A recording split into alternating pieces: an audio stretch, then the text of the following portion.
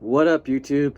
So today I wanted to show you guys a project that I've done probably like 5 to 6 years ago that uh just been sitting actually for a while, and go over kind of everything that this car already has. So basically I want to show you guys how to do a K-swap with all the K-tune parts. Basically this thing has everything as far as like upper lower control arms, K-tune suspension, fuel setup, headers, shifter cables, hoses, front and rear, pretty much everything you can think of, pulley kit.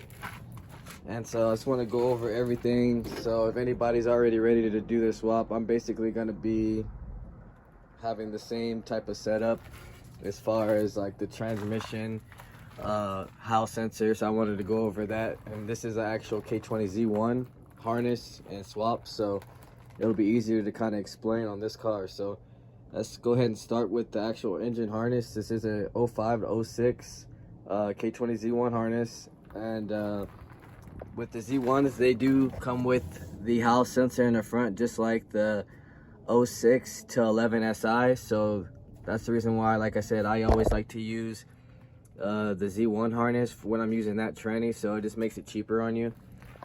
This car is running K-tuner, and it's actually running the 02 to 04 conversion harness. So we're gonna go over that as well to show you what you have to change in order to get the car running, in case you already bought the harness. I believe Wireworks already sells the 05, 06, maybe some other manufacturers. I haven't really been buying conversion harness because I just wire it up myself. But yeah, so let's go over that. So the charge harness, we'll go over that first. So there's going to be two wires that come from the fuse box, so you're basically going to cut those. One goes to the actual fuse box still, and that's going to be your alternator power, and then the other one's going to be starter, so that's just going to go straight to this. So your starter wire goes straight to the battery, alternator wire goes to that, and then this wire connects back to the power to regulate through for the alternator. So that's basically your charge harness. I'll take you to the ECU real fast.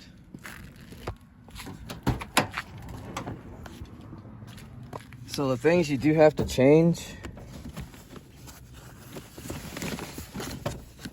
on this harness are going to be on the E-plug. So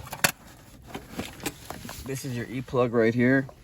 Now on the 02 to 04, your fuel is going to be right here, E1, and I believe that changes over to E15, but I actually wired it different and wired it off of the fuse box, or the the relay.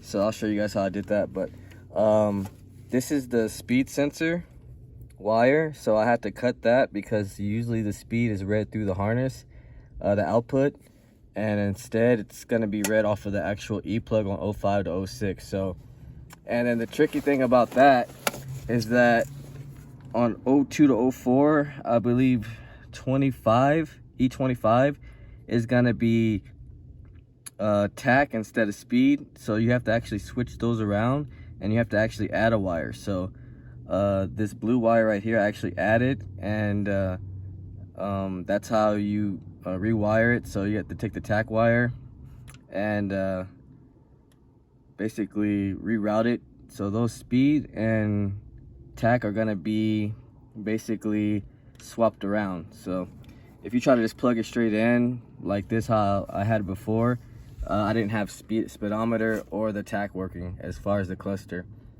So I mean, that's pretty much it. It's just fuel, speed, and tack. Other than that, it will still work for 05, 06. I'll get more detail once we get to my sleeper sedan, so I can show you guys exactly how I did it.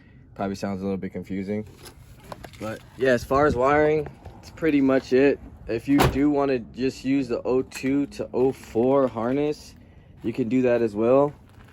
Just make sure that you actually get the speed converter, unless you're actually using an 05, 06 tranny or 06, 11 SI tranny, then you can actually switch out the wires. You can just go on just go on K-Tune, the speed converter, and they'll show you how to swap even from 06 back to 02 to 04. So on the actual ED3 Type R swap, I actually used an 05 to 06 Z1 harness, but I actually converted it back to 02 to 04, which the K-Tuner ECU can actually go back, so it can read without using the speed converter, so you can do that as well also.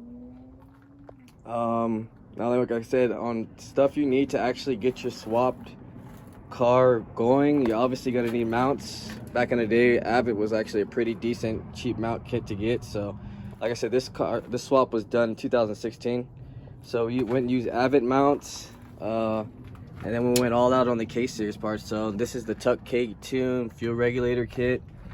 We got the ram headers on here as well. Like I said, the shift cables, and you actually got the shifter as well. So this is the OG shifter that just bolts in. You don't have to do any cutting. It just drill and bolt right on. And let's see.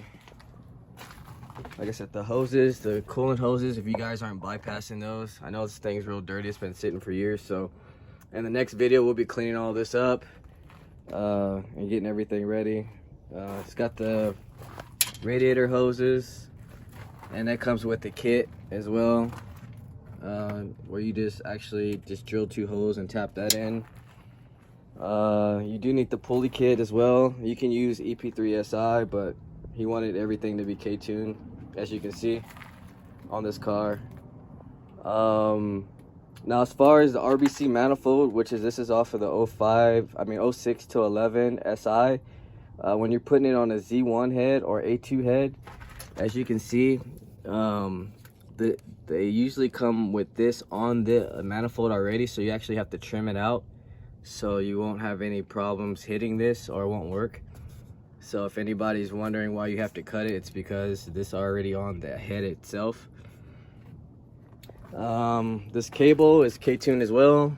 You can use Acura RSX Type S if you want to, just to be, you know, on the budget side.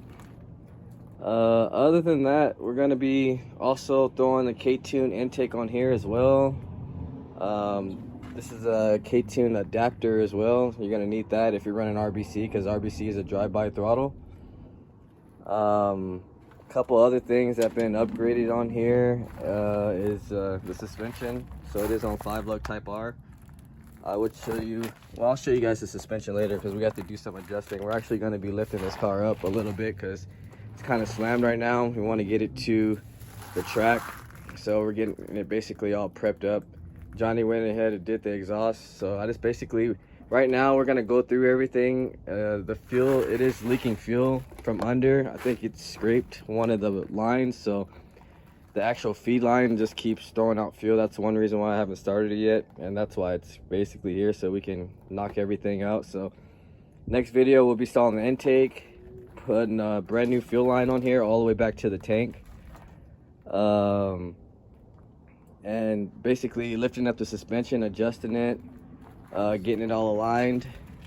Now this car is a 1995 EG hatchback, so it's pretty rare, because this is the last year. It actually has power windows stock. It wasn't swapped over and everything, only came in the 1995. Car's in decent condition still. Like I said, I got this car in 2011. I traded it for my right-hand drive MX original from Japan. So like I said, now it's time to get this thing on the road and having some fun. Hopefully we can make this a legitimate 13-second street car on street tires, and then 12s, maybe high 11s on slicks once we dial it in and everything. I still got to go over brakes. We got some more K-Tune parts. Actually, we got to install the traction bars. So like I said, just basically wanted to show you guys. If you guys have any questions, I don't know if I confused some of you guys with the last video on wiring harnesses, so hopefully this helps a little bit. But other than that, yeah, so this is gonna be this part 1. Oh, also, when you're using SI, they came with the power steering, so this one actually got converted to manual as well. And then this is a S2000 clutch master cylinder, just makes it a little bit tucked and everything. And this brake booster is actually off the RS6, I believe.